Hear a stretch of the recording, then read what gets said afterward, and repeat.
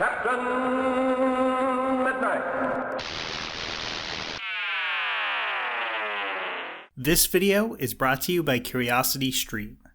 In the early 2000s, Disney was looking at a trend they had no part of, and they weren't happy. Two franchises had sprung up around them, Harry Potter and The Lord of the Rings, and both were proving to be huge hits at the box office, with one even winning an incredible amount of Oscars, including Best Picture. Neither, of course, was their franchise. They wanted in on the fantasy wave, and they wanted a name that could go toe-to-toe with those beloved books when they did it. In the mid-90s, the studio had been trying to get an adaptation of C.S. Lewis's The Lion, the Witch, and the Wardrobe off the ground. It didn't end up working out though, and when the rights had lapsed, they had been scooped up by Walden Media, who was fast establishing itself as a major player in the world of children's entertainment. Disney approached Walden Media, more than happy to spend some serious money on the project, and with that, the Chronicles of Narnia film franchise was born.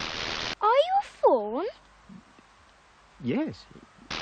It's easy to see why Disney assumed the C.S. Lewis series would make for the perfect fantasy film franchise. These 7 novels, published in the 1950s, were still beloved around the world, and before Harry Potter came along, was easily the most well-known children's fantasy series. They contain just about everything the family-friendly Disney would want in a project like this: evil witches, talking animals, and a far more PG feel than the darker Lord of the Rings. And when it came to the first movie, an adaptation of easily the most famous Narnia book, their plans seemed to have worked perfectly. The film, directed by Shrek and Shrek 2 director Andrew Adamson, was not exactly subtle about its influences.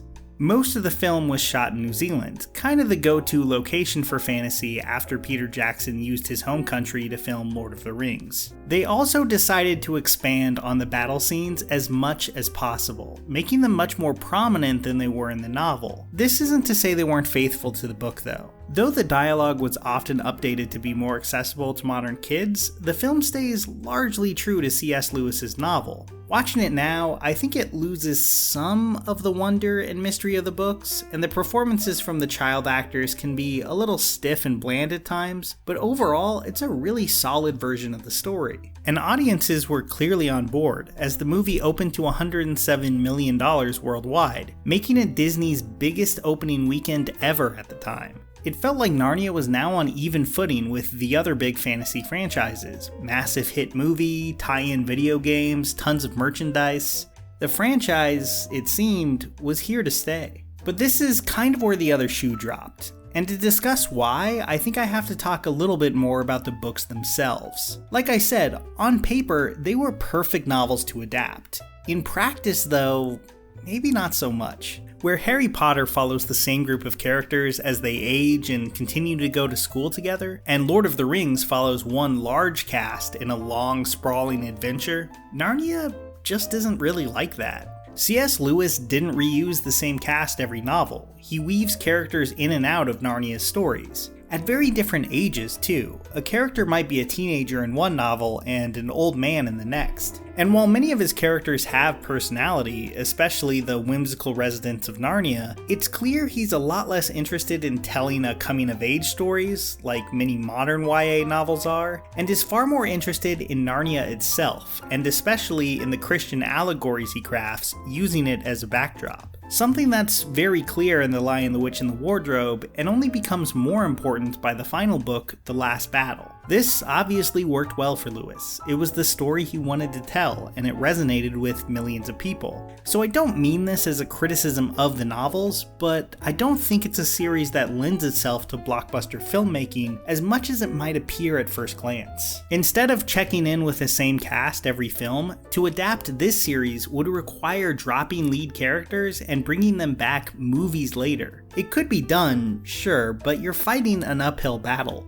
Luckily for Disney, the novel Prince Caspian includes all the kids from the previous book, making it a more traditional sequel. But it's here we start to see the filmmakers begin to grapple with some aspects of adapting Lewis. When I look back on The Lion, the Witch, and the Wardrobe, one of the most memorable elements of it is Edmund's betrayal. Edmund isn't perfect. He's angry with his siblings and a bit selfish, so he sells out the rest of the kids for some candy. It's really clear that this is C.S. Lewis building out his Christian allegory, with Edmund standing in for Judas to Aslan's Jesus Christ. And it works from that perspective, but it was also so important to the film version because it actually gives the Pevensey kids some emotional conflict.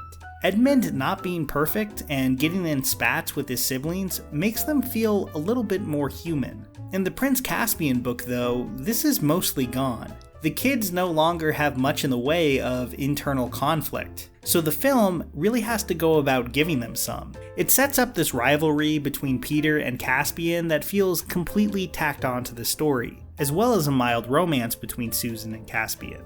Those elements aren't bad exactly, they just don't have that much impact on the actual narrative itself. And Prince Caspian is kind of a downer novel. It's C.S. Lewis writing a children's book about something he finds important, keeping your faith even when things are difficult and God seems farther away than ever. That's clearly the aspect of the story that Lewis cares about. The movie doesn't totally shy away from that, but it's still trying to be an entertaining YA action movie first and foremost. And because of that, feels the need to graft on some more traditional personal conflict for its leads. And I totally get the impulse. Honestly, after their first novel, the Pevensey kids are pretty boring characters. They really try to change that in the film, but because these additions have almost no impact on the actual plot, they don't really do much. And to many people in the audience, Prince Caspian just came off as a slightly darker retread of the film before it. Maybe because of this, or because the marketing seemed to completely center around Caspian and not the characters that audiences would remember from the previous film, the movie massively underperformed at the box office. To be fair, it also wasn't helped by the release date, which was in the middle of summer instead of the Christmas season where the first movie did so well. In the end, it grossed just under $420 million worldwide, far below the previous film's $745 million.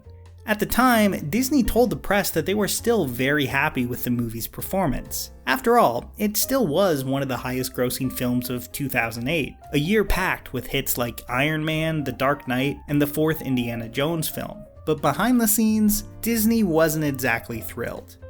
On Christmas of 2008, a day likely chosen to attract a bit less attention for the embarrassing story, Disney announced that they would be dropping the Narnia series and had no interest in distributing another film. The planned third movie, Voyage of the Dawn Treader, was put on ice. That is, until a few months later when Fox swooped in and decided that they would make Dawn Treader, though at a reduced budget compared to the first two films. The movie that resulted from this is perfectly watchable.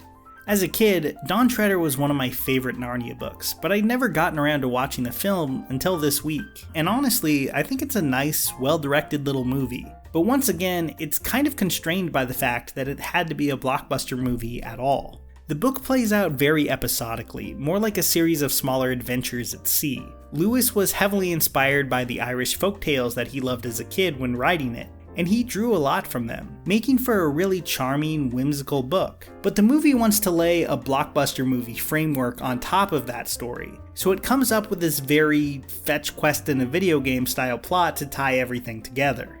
I understand why they did it, but it makes the movie feel pretty by the numbers, especially compared to the source material. There's also the fact that the actors who play Lucy and Edmund are kind of worse here than they were in at least the first film. They're not outright terrible or anything, but never great either. Especially Skander Kanes, who plays Edmund. He retired from acting directly after this film, and I understand why. It just feels like his heart wasn't really in it anymore.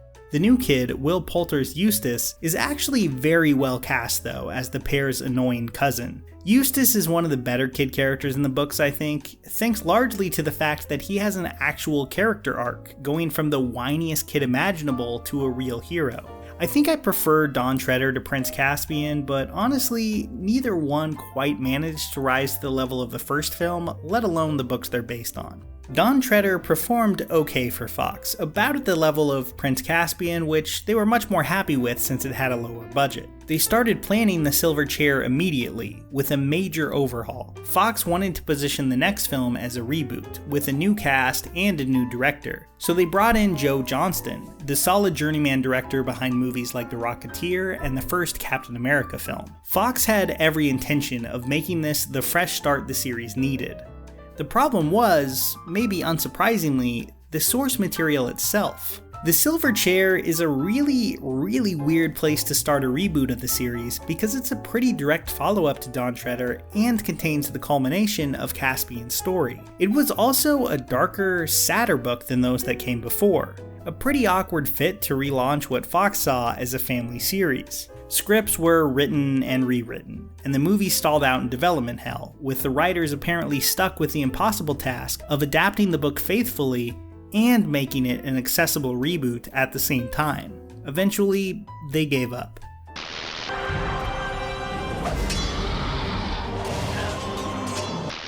In 2018, it was reported that Netflix was developing a Narnia series, but we haven't heard almost anything about it since. I'm sure the franchise will return in some form, but when viewed now, it's hard not to see the 2000 series as a failed experiment. Disney's attempt to reverse engineer a Harry Potter of their own, using source material that stubbornly refused to be that kind of story.